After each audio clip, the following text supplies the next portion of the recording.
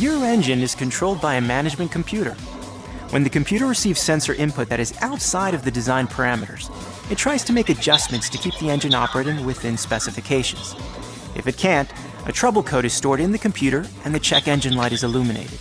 A flashing check engine light indicates a condition that could cause severe damage. You should not drive at highway speeds or tow a trailer or haul anything heavy. Take your vehicle into your service center as soon as possible. A steady check engine light is not urgent. You have a few days in which to get to your service center for diagnosis. There are devices and techniques for resetting your check engine light yourself.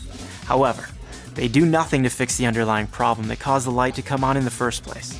And some methods for turning off the check engine light will actually erase important data the engine management computer needs to operate efficiently. Have your vehicle inspected by a qualified service technician when your check engine light is illuminated. They can properly diagnose the cause of the fault and make the necessary repairs to keep you safely and economically on the road. The technician will connect your vehicle to a powerful diagnostic tool that will read the trouble codes stored in your engine management computer.